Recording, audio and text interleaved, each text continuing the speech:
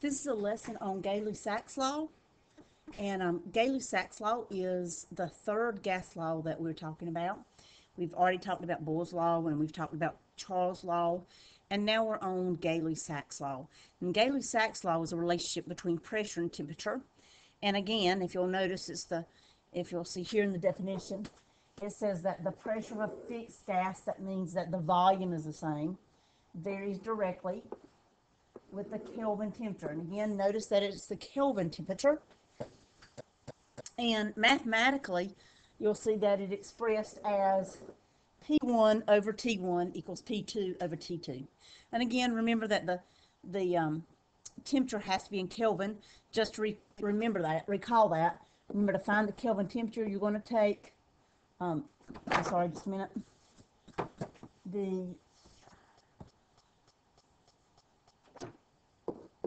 You're going to take the degrees Celsius temperature and add 273 to that.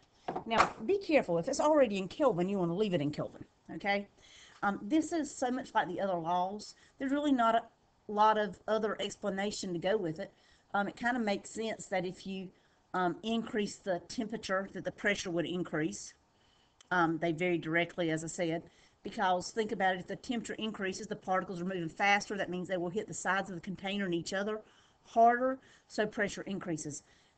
Conversely, if temperature decreases, they're moving slower, they don't hit each other as hard, so the pressure also decreases. That should make sense to you. If you'll look at this sample problem that we have, I'm just going to go over and label the things in the problem. It says the gas in a container at a pressure of 3 atmospheres. Now, atmospheres is a pressure unit, so that's pressure 1 at 25 degrees. That's temperature 1. Notice that pressure 1 is at temperature 1. Remember, things that are measured together will have the same subscript. It really doesn't matter if I label that as P1 and T1 or P2 and T2. They just have to be the same.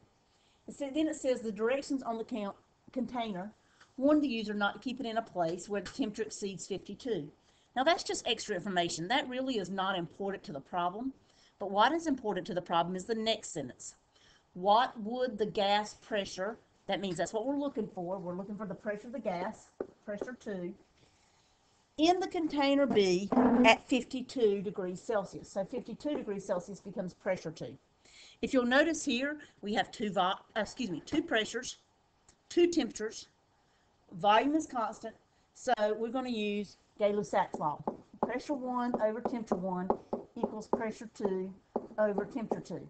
If we write that, what's going to happen is we're going to have 3 atmospheres at 25 degrees Celsius. But we can't use 25 degrees Celsius. So what we're going to do is we're going to add 273 to that, and that's going to equal 298 Kelvin. And for pressure 2, we don't know pressure 2. So normally that was supposed to be 52 degrees Celsius. Again, we can't use 52 degrees Celsius. So 52 degrees Celsius plus 273 gives us 325 Kelvin. Now I'm going to extend this page just a minute.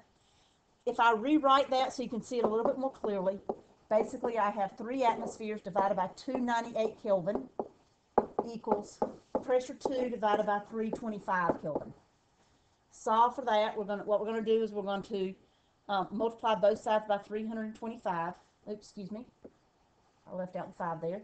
325 Kelvin, and that's going to give us 3.0 atmospheres times 325 Kelvin divided by 298 Kelvin. That's going to give us pressure 2. If I solve for that, then what happens is that I'm going to get 3 times 325 divided by 298 equals 3.27 atmospheres equals P2. And the reason I know it's atmospheres is because Kelvin canceled out.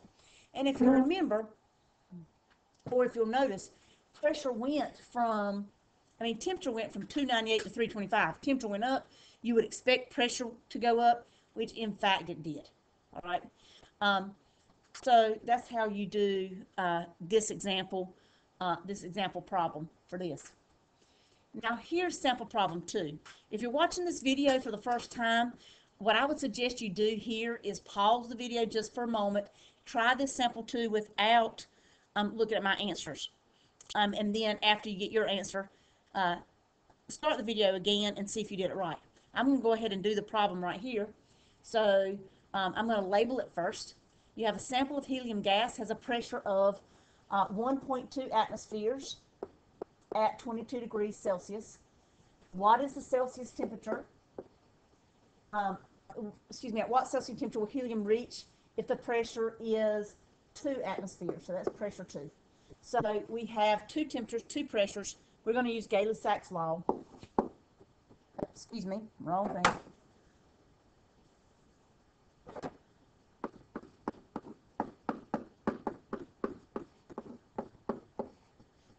So pressure 1 is 1.2 atmospheres divided by 22 degrees Celsius. I can't use 22 degrees Celsius. I'm going to go ahead and change that to Kelvin. That'll be 295 Kelvin. All right, equals pressure 2 was 2.0 atmospheres, and temperature 2 is what I'm looking for. Here, my variable that I'm looking for, T2, is on the bottom of the fraction. So what I'm going to do is I'm going to cross multiply. I'm going to say 1.20 atmospheres times T2 equals 295 Kelvin times 2.00 atmospheres. Now, I want to solve for T2. So what I'm going to do is I'm going to divide both sides by 1.20 atmospheres.